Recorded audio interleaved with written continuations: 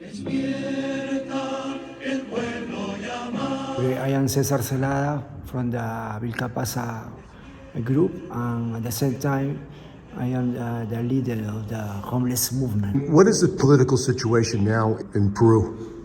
But it is complicated because we had a state coup, and this developed as a parliamentary dictatorship. We have now Dina Boluarte as a president, but she's just a clown because who governs the country is the dictatorship that is leading the parliamentary in Peru. Of course, this is the United States Embassy who assessor these mafias in the Congress. For the other side, we have the popular movement, the working popular movement, that has a small defeat because even though the inspiration from the struggle and the popular rebellion, etc., it focused in the province, the Andean province or regions of the country, but in Lima it was very small. And the other, you have the collaborationist policy of the center left and the help of the union bureaucracy that support the coup against the teacher Pedro Castillo. We have Castillo in jail. We have dozens of prisoners and thousands of injured. Proceso judicial, judiciary prosecutors. And the United States, how was the United States involved in the coup? Well, that's an important question because when the coup took place the 7 on December of 2022, we had Lisa Kena as an ambassador of the United States. This person, as we know, was an intelligence spy of the CIA in the Middle East, I think. Before the dictatorship began to assassinate the people who was protesting on the streets, Lisa Kena was in palace. So she was part of the organization of the coup. So the United States was directly involved in the organization of this coup? Even though there was meetings between some ministers of Pedro Castillo with Lisa Kena, the ambassador. So the United States was behind that coup very briefly. And there's a competition now between China and the United States, and there was an attempted coup in Bolivia. Bolivia now says that they want to align more with China. What is the situation of Chinese investment in Peru and the role of the United States in relationship to that?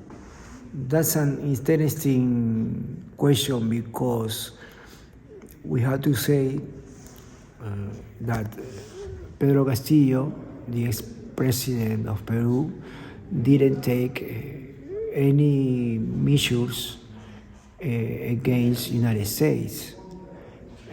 The first trip that he took was to the United States. He got a meeting with economic groups like Hun Oil, that is the owner of the 25% of the actions of the gas station in Peru. But in context of crisis, of war, commercial war, and all that, the United States needed presidents that keep his line without doubt, yeah? Because at the same time in Peru were some investment of the Chinese, economic groups in public constructions. We have now three big companies on mining that is from China. We have the big port that is building. Xi Jinping, the president of China, is arriving in Peru in November of this year. Yeah. And the president of Peru, the dictator Dina Boluarte, is in China right now. So we analyze that this coup has to be with the economic interest of the United States. And what are the conditions of workers in Peru, miners and other workers, and the unions in Peru? What? The conditions of workers in Peru, the unions, miners, and miners that work for both Western companies and Chinese companies. Well, we have investments from Canada, from England, Australia, Switzerland, and the United States. But important percent are from China. It's not the first, but I think it's the third investment in mining in Peru. And Peru is a mining country. The mining is like 15% of the IBP. So they, for example, don't pay all the taxes that in any country in the world they pay. So for that reason, they got millions and millions of dollars that should stay in Peru, and the conditions, the labor conditions of the workers are worse. You have there the big mining, the middle mining, and the small mining. Yeah, in the big minings, there are workers that have a relative good salary. They are winning like 7,000 soles. That is like $2,000. You have the middle miners that had a salary of $1,500 per month, and the others that must be around $500.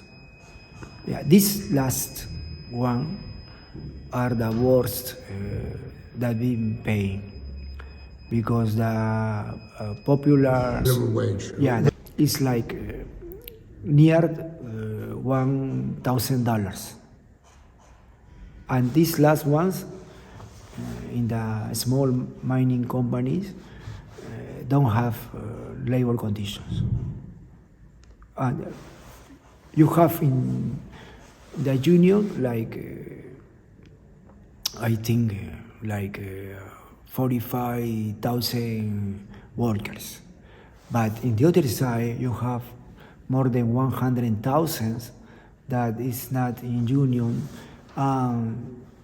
works with worse labor conditions, without pensions, vacations. Working in mining is another thing, because you have to work in some cases 15 days inside mine and the other 15 out of mine.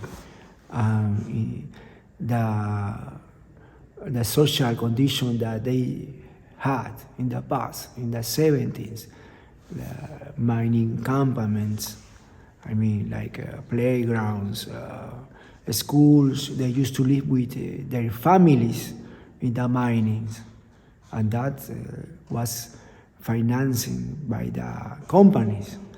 All that is lost.